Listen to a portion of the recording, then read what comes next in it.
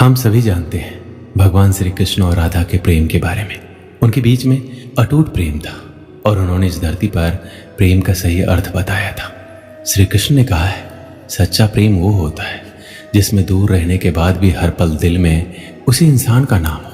प्रेमी का सबसे बड़ा सहारा उसका प्रेम ही होता है। जिस प्रेम में प्रमाण देना पड़े वह प्रेम नहीं है। प्रेम को प्रमाण की नहीं, समझने की जरूरत है। जिससे प्रेम करते हो उसे समझने की कोशिश करो। परखने के लिए तो सारी दुनिया पड़ी है। सृष्टि में एक प्रेम ही है जो लाख प्रयत्न करो खत्म करने का, लेकिन वो बढ़ता ही जाता है। प्रेम अगर सच्चा होगा तो वो आपकी परीक्षा नहीं प्रतीक्षा करेगा। जिस पर राधा को मान है, जिस पर राधा को गुमान है, यह वही कृष्ण है जो राधा के दिल हर जगह विराजमान है।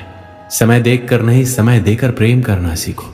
जो आपको कहना है और आप कह नहीं पाते उसी को सरल भाषा में प्रेम कहते हैं। जहाँ आपकी कोई कीमत नहीं है वहाँ पर रुकना अनुचित है, चाहे वो किसी का घर हो या किसी का दिल। प्रेम में कोई वियोग नहीं होता। प्रेम ही अंतिम योग है, अंतिम मिलन है। दिल से जो दिया जा सकता है वो हाथ से नहीं, और मौन से जो कहा जा सकता है वो शब्द से नहीं। अपने कभी छोड़कर नहीं जाते, जो चले गए वो अपने नहीं होते। प्रेम सुख के साथ दुख भी लाता है, पर जो उस दुख को सुख समझता है उसका प्रेम शुद्ध और सच्चा है। जब किसी के साथ भूत, वर्तमान और भविष्य समय के विचार आते, बस वहीं से प्रेम का जन्म होता है। किसी से प्रेम करने की कोई वजह नहीं होती। प्रेम तो सिर्फ प्रेम है।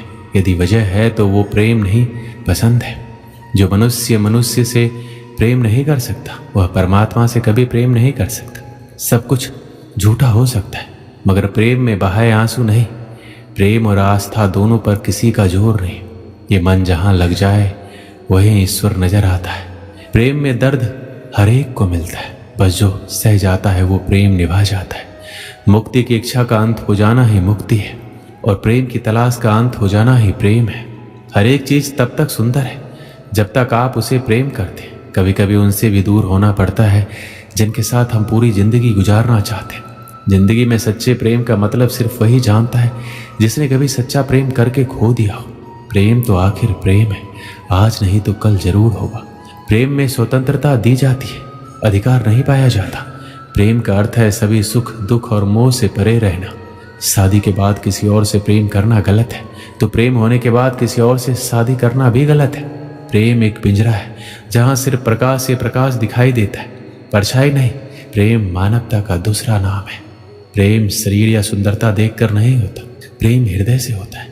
और जहाँ दो हृदय मिल जाए वहाँ प्रेम जन्म लेता है। इस दुनिया में दो पौधे ऐसे हैं जो कभी मुरझाते नहीं।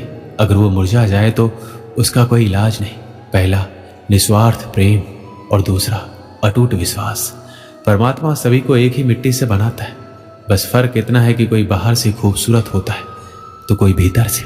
कल की फिक्र मत करो, जिस ईश्वर ने आज तक संभाला है वह आगे भी संभाल लेगा। श्री कृष्ण कहते हैं, जीवन में सबसे बड़ी गलती वही होती है जिससे कुछ सीखा ना जाए। प्रतिदिन सूर्य उगने के साथ ही जग उठती है कुछ कहानियां, कुछ संघर्ष, इच्छाएं, यात्राएं, और सभी कहानियां संपन्न नहीं होती। सभी संघर्ष जीते नहीं जाते, सभी इच्छाएं प्राप्त नहीं होती, और कुछ यात्राएं रह जाती है अधूरी। क्यों? अब आप में से कुछ कहेंगे प्रयास अधूरा था, कुछ मानेंगे दृढ़ निश्चय नहीं था, कुछ क्रोध करेंगे तो कुछ इस असफलता का बोझ अपने भाग्य के कंधों पर डाल देंगे।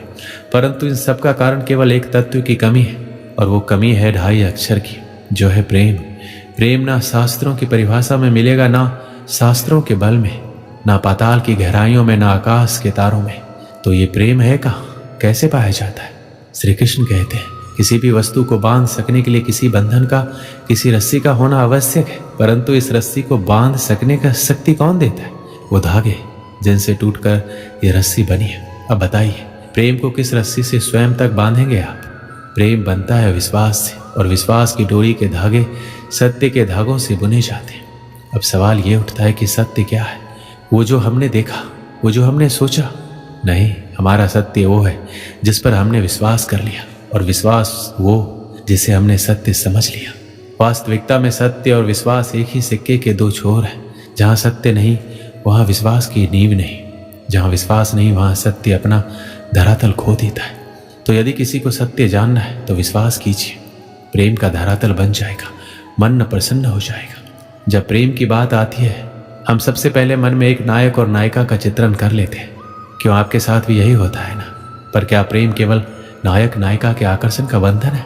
नहीं, प्रेम तो परिवार से हो सकता है, माता पिता, भाई बहन, सखा मित्रों से हो सकता है, देश और जन्मभूमि के लिए हो सकता है, मानवता के लिए हो सकता है, किसी कला के लिए हो सकता है, इस प्रकृति के लिए हो सकता है। पर प्रेम कभी उस पन्ने पर नहीं लिखा जा सकता जिस पर पहले से ही बहुत कुछ लिखा हो। जैसे एक भरी मटकी में और पानी आ ही नहीं सकता। यदि प्रेम को पाना है तो मन को खाली करना होगा, अपनी इच्छाएं, अपना सुख सब त्याग करना होगा। अपने मन से व्यापार हटा दो, तभी प्यार मिलेगा। प्रेम विधाता की सबसे सुंदर कृति है, परंतु हर कृति को संभालना पड़ता है। जब प्रेम की बात आती है तो लोग किसी का मुख स्मरण कर लेते हैं। ऐसी आंखें, वैसी मुस्कान, तिरछी भ्रूकुटी, घने केस, पर क्या यही प्रेम का अस्तित्व है? नहीं, ये उस शरीर का अस्तित्व है जिसे हमारी आंखों ने देखा और हमने स्वीकार कर लिया। परंतु प्रेम भिन्न है।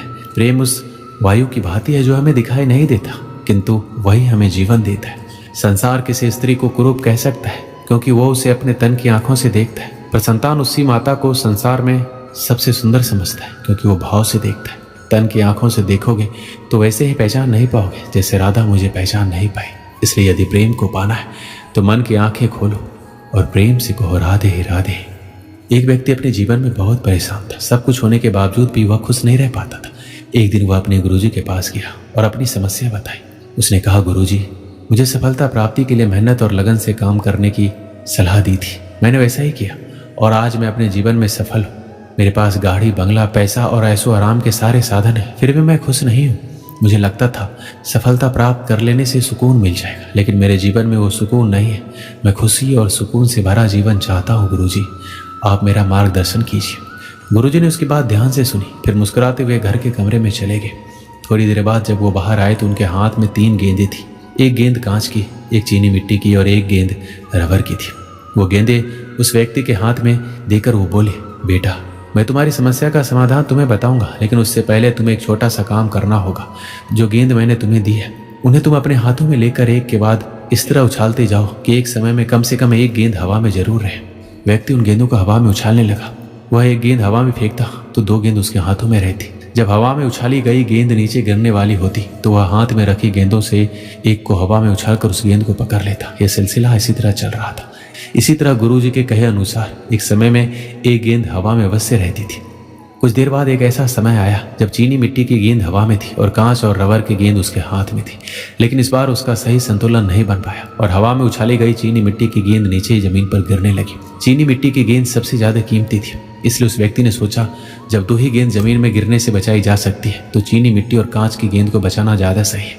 उसने तुरंत अपने हाथ में से रबर की गेंद नीचे गिरा दी और चीनी मिट्टी की गेंद पकड़ ली। गेंद गिरने से वह दुखी हो गया क्योंकि गुरुजी का बताया गया काम सही तरीके से पूरा नहीं हो पाया। उसने जब अपने गुरुजी को देखा तो गुरुजी